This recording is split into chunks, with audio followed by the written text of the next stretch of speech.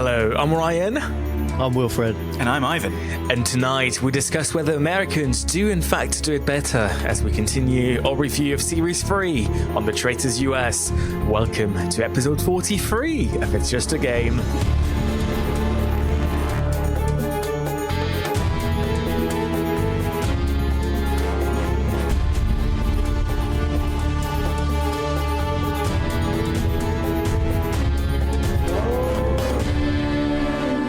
And welcome to episode 43 of It's Just a Game, the podcast where we watch reality TV so you don't have to. In every episode, we think about the smartest moves, the craziest strategies, and the most iconic drama of your favorite reality TV shows. This week, we show yet again that Americans do not, in fact, do it better. That's your answer. As we discuss episodes 6, 7, and 8 of the Traitors US. Today, I'm not going to introduce people with a name in the style of Bot and Rob. So, hello, I am Paris Rayan. Joining me here today is Liverpool Wilf. Hello, Liverpool Wilf. How are you? I'm all right, mate. Do you know what? I'll be honest. I'm really tired because I've just binge-watched 3 hours. Fair. And straight off the train from Scotland, Edinburgh, Ivan is also joining us. Hello, Ivan. How in brew? You went for the place of my birth rather than my dwelling. Yes. Thank you. I guess doxing me. Yeah, thanks. I'm well. I didn't binge this. I watched it in lovely bite-sized chunks during my lunchtimes. And may I recommend never binging The Traitors because every episode's the same. Honestly. It needs oxygen on either side, right? It's like listening to like 3 or 4 albums of your favorite artist in a row. Just give them time. Give episodes of Traitors time. We do, however, recommend listening to this podcast in a block of 42 hours, beginning with episode 1 and finishing with this episode 43. Now, look, you know the drill, but I'll remind you anyways, we are entering a spoiler zone. If you have seen episodes 1 to 8 of the Traitors US, you can stay right here. If you've not, there will be spoilers ahead. And if you don't care about that, because this is the podcast where we watch reality TV, so you don't have to, Ivan has just whipped out his phone and he's here to summarize everything you've missed since the last episode of the podcast. Ivan, you're good to go. I am good to go. Episode 6. The traitors fall apart in the tower. Not literally. That would be ridiculous. Carolyn doesn't trust either of them, quite rightly, but Rob plays a blinder, bringing them together. They just about managed to work together to murder Bob H., who had been using Rob's name, and that's why he's angry. Nope, he'd been raising Rob's name at the round table, and that's why he was angry. At breakfast, Danielle and Rob are both hot on faithful lips. As traitor likelies, Rob starts the move on Wes, who had also been raising his name. Meanwhile, Derek and Wes, is it Derek? No. Dennis? Derek. Is it Derek? Dennis. Wait, I don't even think there's a Derek or a Dennis. Is there? I don't know. Let's say that Kyle decides to... Derek and Wes decide today's the day to get rid of Rob. The mission is Gary Barlow's huge gunpowder sun. They win 30k and 3 shields. Tom eats his dinner stood up, hunched over the table, staring at his buffet. Is he okay? Carolyn discovers Danielle has been throwing her name out to everybody. Wes, amassing the legions on Rob, makes Brittany suspicious. Then, Chriselle feeds back to Rob that his name's doing the rounds. The tide turns. At a brilliant round table, Derek has Rob banged to rights, but Rob deflects brilliantly and blames Wes. Panicking, Wes threatens to come for anyone who votes for him. Then Carolyn and Danielle absolutely go off at each other, but nobody cares. In the chaos, Wes is banished and Rob escapes. Wes flips them all the bird. Derek and Brittany fall out over the Rob-Wes vote. Back in Traitors Tower, the gang are irreparable. The girls are at war, and Rob can once again sit back and watch them fight. Which is his thing, I guess. US Episode 7. The traitors are close to not being able to make a murder decision at all. What will they do? Will they just not kill someone? But they do. They go for Derek, implicating his 2 suspects, Brittany and Boston Rob. Danielle cries again. Sweaty Tom notices it's the 3rd threat to Rob who's died. Rob claims he's being framed. Dylan has Derek's 2 names, discards Rob, and goes full Brittany. By shaving his hair, I guess, while clueless Tom Sandoval is fully on Rob. The mission is a woods wedding creepy crawly handhold. What is this? I'm a celebrity, get me out of here! Half the players get a shield, then it's Rob versus Brittany at the round table, and while Rob fights incredibly well again, to the tune of like a violin solo as if he's like composing an elegy, he's overwhelmingly banished! It's a spooky church mips, but with no twist, just added camp, as the murder contenders await their husbands. Episode 8, Chriselle is murdered at the altar, and the breakfast gang tried to quiz the churchgoers on Alan's outfit. It would be great if Carolyn hadn't also clearly seen Alan because she said he was wearing black, and Tom forgot it was a test and helped Carolyn. Thanks, Tom. Sam and Brittany restart the push on Sierra, while Sierra thinks Danielle and Brittany are in cahoots. The mission is the Backward Dolls Challenge. Tom Sandoval is operatic and oblivious, but they somehow get the full 20k. They were really good. The afternoon and round table are all about Sierra's suspicion, and the landslide vote reflects that. Tom hides that Sierra had the shield, so then Carolyn doesn't believe Danielle when she says it in the turret. The traits may seduce, but Danielle can't convince Carolyn to choose Brittany, and that's where we are now. Can I just first of all say something? No. Boston Rob made this whole show.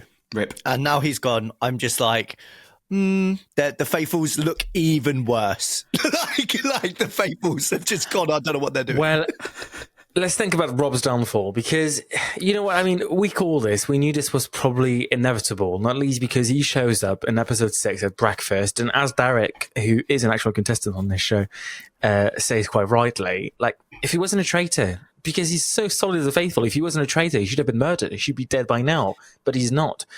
But, I mean, how does it make it so far? Because, like, is it just the aura he has? Like, Daniel does say, really interestingly, like, to survive, you need to let Boston Rob have it.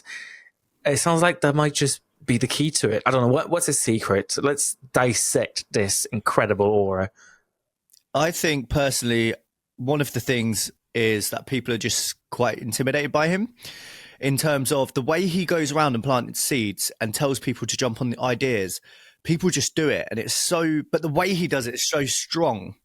And I know for a fact, if I was in the show with him, I'd probably feel the same way towards him in terms of be quite scared of him. But then at the same time, I would say I just think his whole aura and the way of him planting the seeds, he walks over and just makes people do what he wants. And even at the round table, he is so strong at the round table.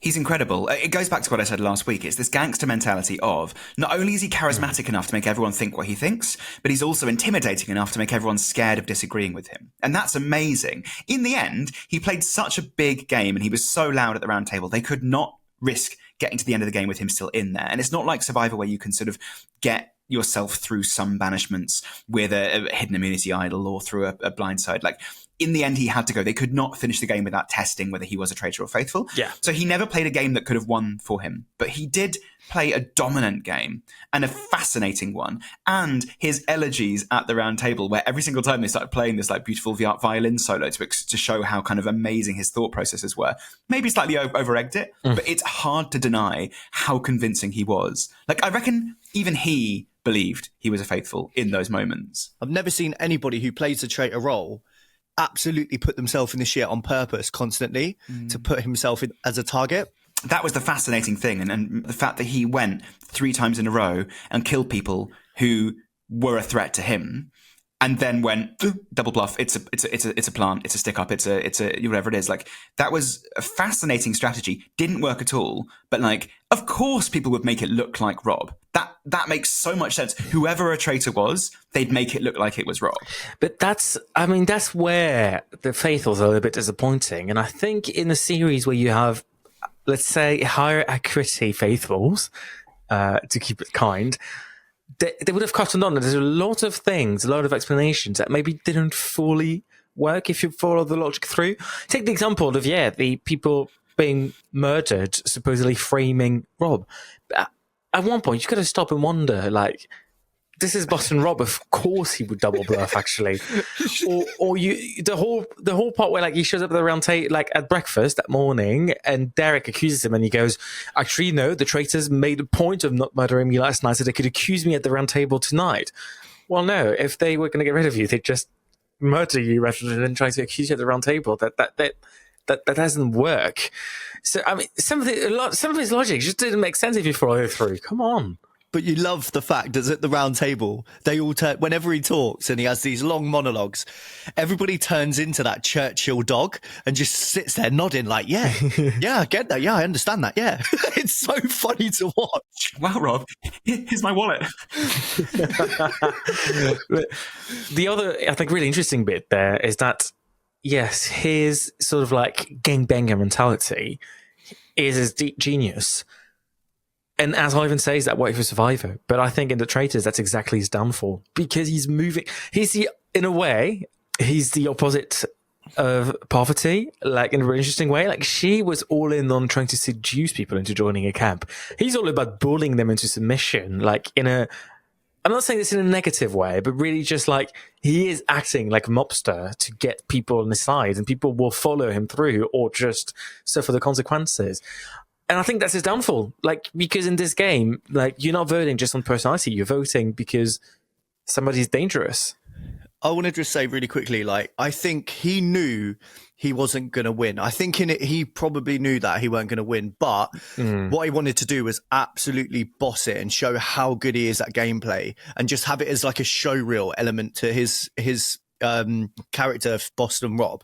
But then I also want to give a massive shout out because Zac Efron's brother, right? I don't know, I can't remember his name. No, that's his name. He was clever enough to do what Ivan has talked about from the beginning, where he knew that Boston Rob was a traitor. You could tell he knew, but he's like, I'm just going to keep on his side. So he'll leave me alone and he'll keep me in. He won't murder me. He will keep me in.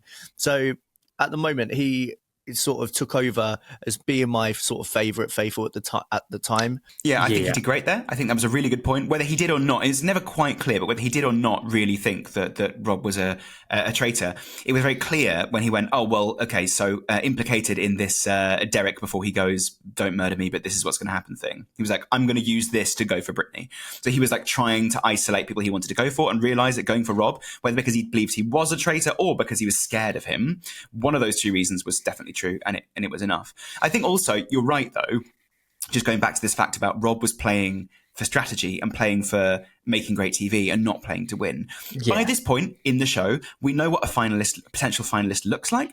And it's someone like Sam, right? Sam is definitely someone who I think is going to make the final because he's just kept his head down. I was going to say Tom, unfortunately. Wait, who's Sam and Tom? Sam and Tom are different people. Sam Ashgari, he's the one who is like incredibly beautiful and says he was Iranian. Tom is sweating and eats his dinner hunched over the food that's being served from. The one that was, they're always like, can you just chill out, bro? Like, that's what they say to him at times. They're like, he's just so really scatty. And he started calling them all cheaters at the round table.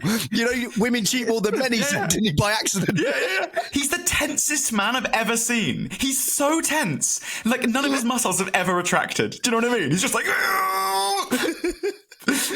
But honestly, you know what? Like, the way Tom kills me, because that's where actually, like, it's fascinating. For people who don't have the background, who don't watch, like, American reality TV, Tom is not known. Like, the reason why he's famous is because he is a serial cheater on women on TV. Yeah. Like, he dates them a long time and then he cheats on them repeatedly. That's what he's famous for. That is his selling point. And he shows up to the round table and he's like, yeah, obviously women are more likely to cheat. And I'm like, no, not you. Coming from you. No, mate. Now, can we take that moment to actually deep dive on the Faithfuls generally? Because we've alluded to it. And I feel like, what's the opposite of a singular clap? Can we just do a singular boo for the Faithfuls here? Because singular crap. Oh, it's frustrating. Like, I mean, like, come on, like Elon Musk like reopened the Department of Education. We do like opposite clap where it's like, yeah, a backwards clap. I think. Yeah. Let's do a backwards clap then. What's clap in reverse? Palk. It's a singular palk. Yeah. It's like a clap, but the other way around. For the Faithfuls. For the Faithfuls. Okay. 1, 2, 3. Beautiful. No, like, honestly, like, it's tragic. It's frustrating. Like, come on. What, like, I know sometimes it can be really easy and the edit can do that, but this year they just feel particularly bad. What's happening? Don't know, mate. Sorry, can't answer the question. It's hard to know because they don't show them enough. Like, we don't see any of them doing anything. I think Brittany stands out as being quite interesting. Sierra occasionally, but then, you know, she's gone. Sam like introduces himself in episode 8. I'm like, oh yeah, he's in the show. I have to like sometimes remind myself which Faithfuls have gone and which have stayed.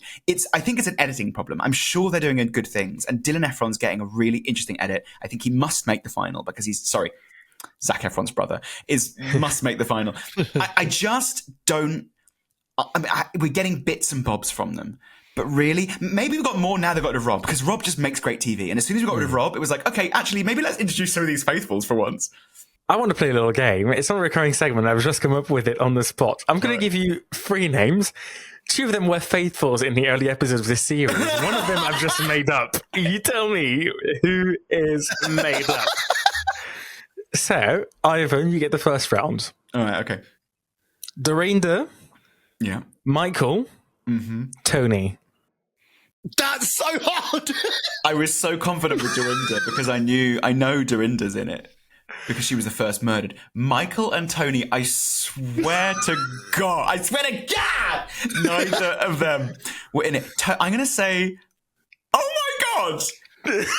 I'm going to say Tony was in it. Michael wasn't. Correct. Yes! Wilf, this is a penalty shootout. Once of you get it wrong, it's over. Go on. Robin, Jeremy, Mike. Was there a Jeremy? I remember. There was a Jeremy, wasn't there? Can't possibly. I'm going to say Robin and Jeremy. You'd be correct. You think I gave it away by using the name Mike Same twice? name. Yeah, I was thinking that. So forgettable. All right, well, should we go on? Let's have another round. Come on, let's do it. One more round.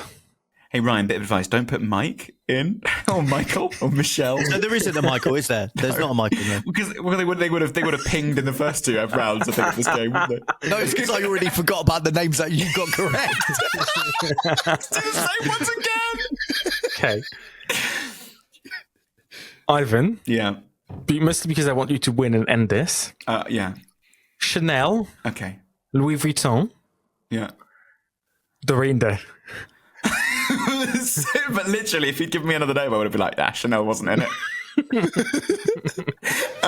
Louis Vuitton is the fake, but also Chanel. I can't tell you anything about her. Was there a Chanel? Real Housewives of Dubai. Ayan. Well, her real name is Chanel. Okay, you went for her legal name. That's fine. Chanel! Okay, one last round. We're doing another one? All right, great. One last round for Wilf. Alan. Fergus. The dog. It's a true question. They're all in there. Yeah. Matty. Gabby. Bobby. Bobby.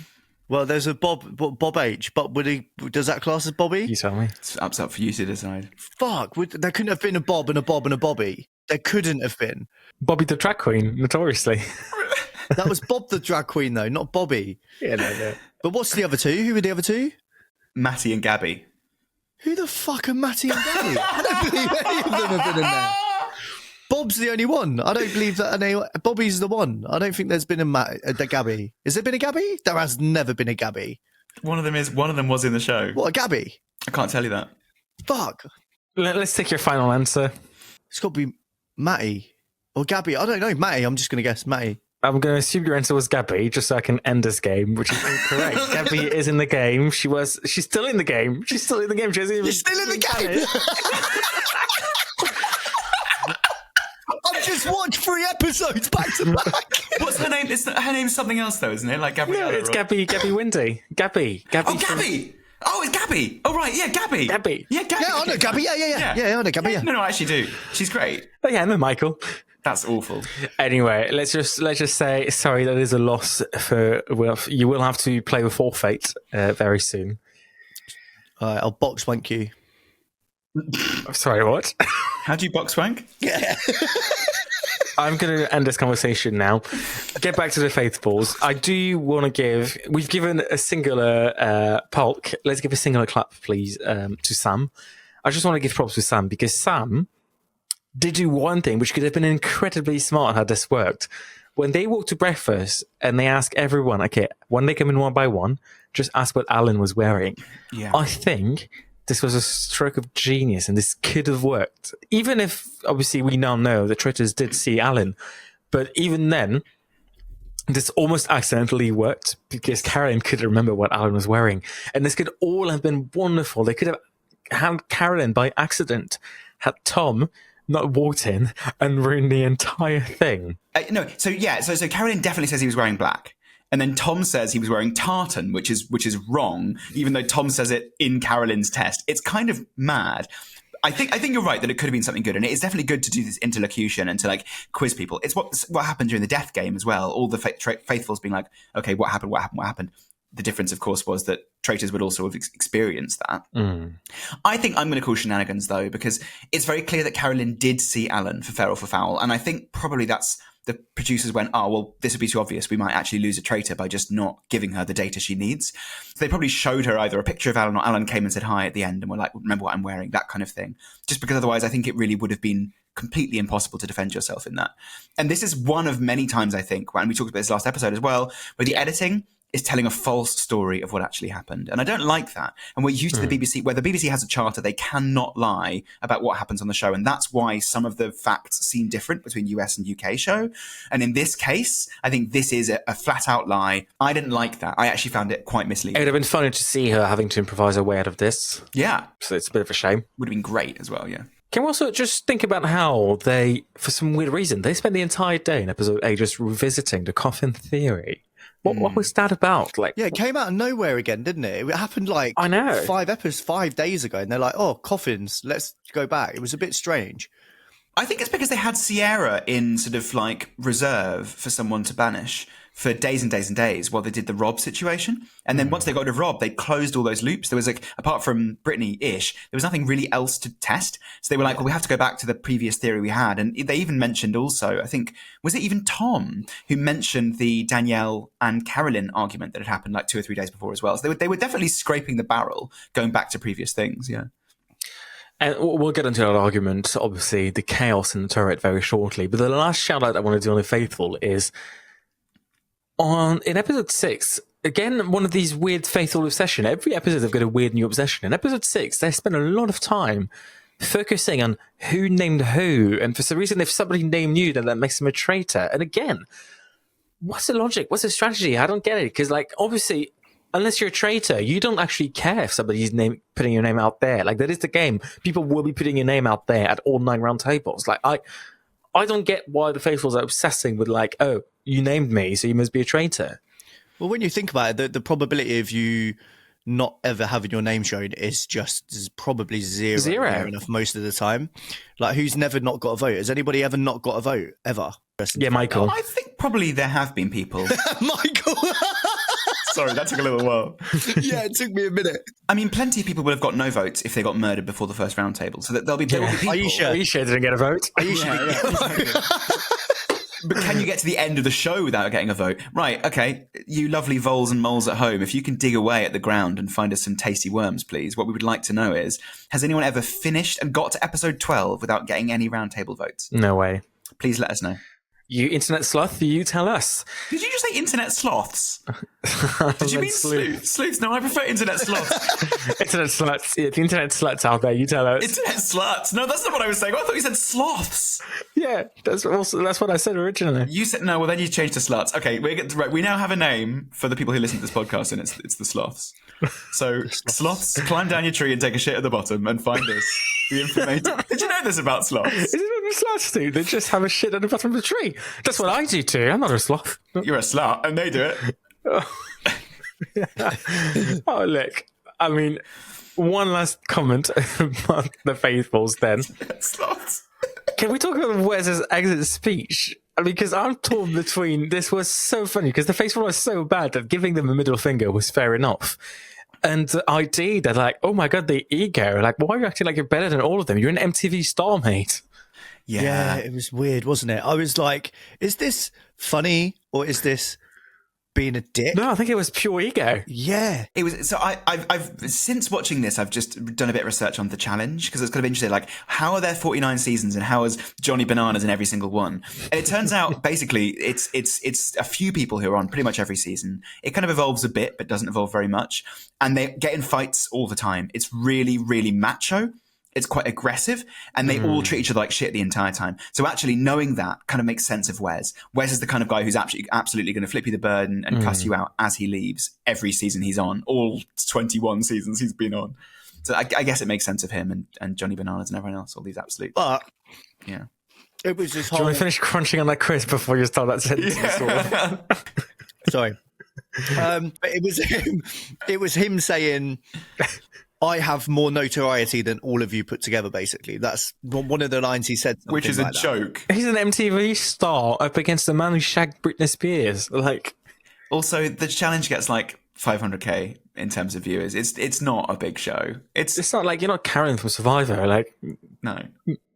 Anyway, like really weird exit speech, but still, it was a bit of a shame to see him go because he was probably one of the better faithfuls. He was good. Yeah, him, Derek, and Rob actually brought a lot of energy to the show. I'm really, really glad they brought them in. That was an excellent addition, yeah. Honestly, really good choice.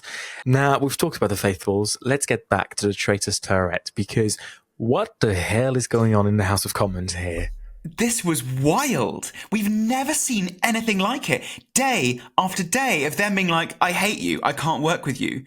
And Carolyn and Danielle have made amazing TV. I'm so pleased these were the traitors of this season because it's been compelling watching.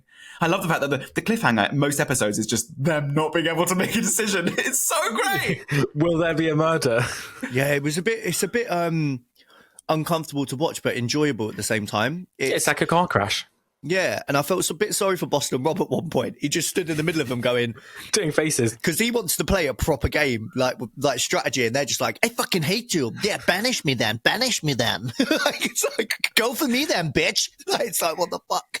But you know what? Like, Danielle makes an interesting point. Again, this all goes back to Rob. This all started because Rob started the backstabs and nobody trusts anyone else in the turret. Like, again, the power that this man had on this series, incredible. Mm-hmm. He just like lit the fire and stood back and watched it burn. And yeah, he was saying, oh, why don't you stop? Because he wanted to appear like the hero in the situation. But he was fine with them fighting. You know, he was fine with that because as long as they were fighting each other, he was in the clear. As it turned out, actually, he was not in the clear, but not because of them. They didn't have to sell him out. Like he'd already done the job for himself.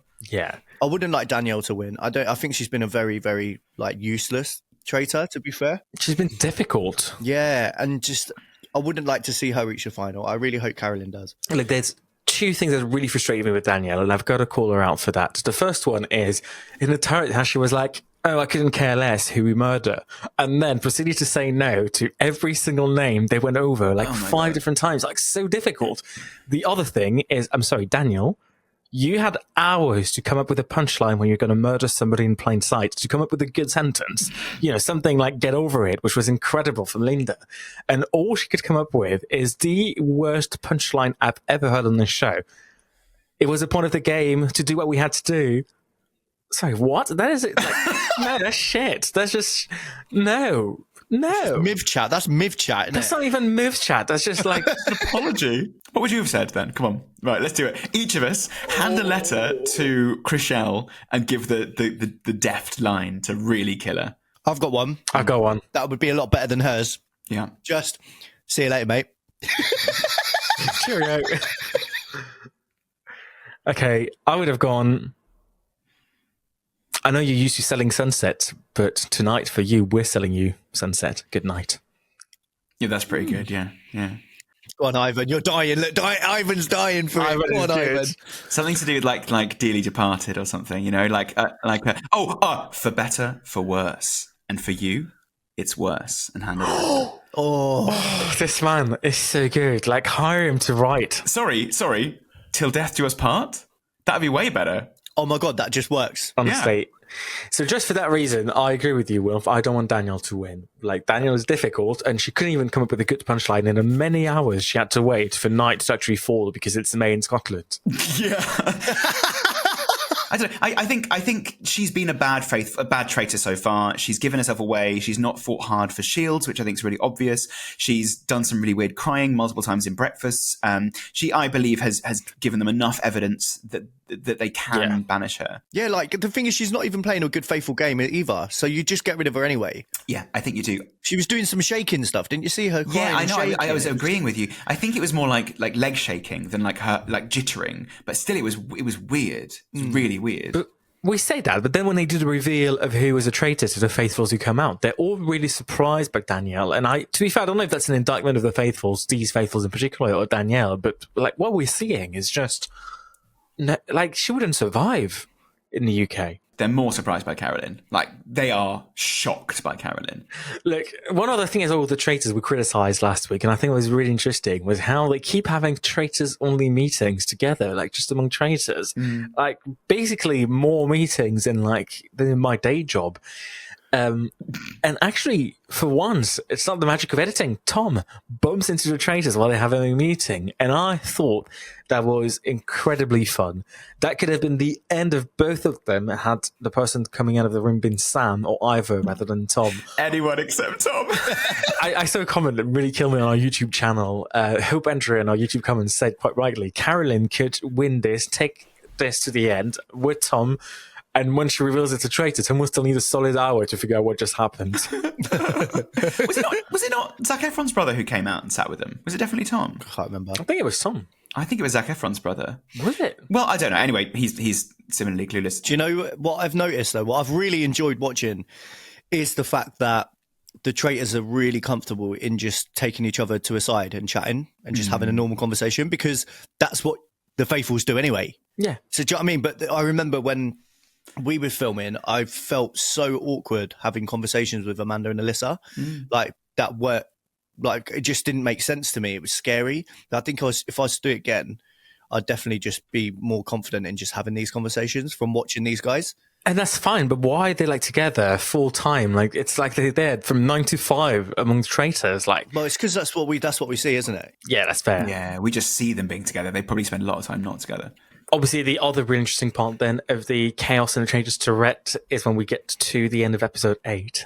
Alan walks in and says, "You've got a chance to murder or to recruit." I've got so many thoughts, so I'm just going to let you start, Ivan. We don't go into strategy that much on the US show because it's not as deep strategy. First thing is, with 2 traitors, why would you seduce? Don't be a fucking idiot. 2 episodes left. Just stay with 2. Just stay with 2. Don't be stupid. Danielle, who said she wants to go to the end with Carolyn in a Miv, is trying to recruit. It's only because she wants Brittany, because she thinks she can work with Brittany. Yeah. Unreal. Such bad strategy. Then, choosing Brittany, that's another thing. But Wilf, in this situation, you'd never seduce, right? Nah, never in a million years, mate. Never, Why? ever. It's just such a... There's 2 days right on this, 2 days left on this one, isn't there? Including the final day. Yeah. So now there's no way. There's a single round table left, and then they don't know who they eliminate is. I don't think I'd ever recruit again unless it was an ultimatum on the traitors. I just think I would just never do it anymore. No, we've covered this in the UK series at length. There is no point recruiting. It just risks opening you up to being parting gifted. Just don't do it. Just don't recruit unless you have to. It makes so much sense. And you know what? That's another reason why I was a little bit annoyed with Daniel. I was so glad Carolyn just said it, being like, "No, why the fuck would you recruit?" Like, yeah. Oh, it's just killing me. And the fact that the producers even allowed it, it's like, come on. But at the same time, you look at it and you think, do you think the producers are going, the faithfuls are very, very boring and not actually great? Should we just see if we can get them to recruit someone else because it will cause more drama? Then we'll throw each other under the bus and create something else. I think what they want is for Danielle and Brittany to blindside Carolyn. That's what they want to see. That's the narrative we want to see in this show. Well, not we want to see, but it would be quite a satisfying ending to see that. Yeah. You know, sworn enemies at the beginning, came together because they were both Big Brother, blindside Carolyn, win the show. Could be great. Also, we found out that they don't reveal what they are. We found that out in the last episode. Yeah. So we know it's the same finale, probably without the seer. But maybe there's a seer. I don't know. I'd be surprised.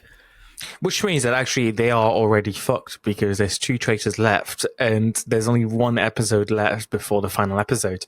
So they will only find out who's a traitor or faithful one more time. So, I mean, the game's already quite stacked and you would want to recruit. Do you think they will? Because they kind of left it, like, they went on to discuss who they'd recruit. And it wasn't certain whether they were even going to recruit at all. And again, I wonder if this was an editing trick, if they will actually just murder again. They have to. I think they might just murder. But we'll see.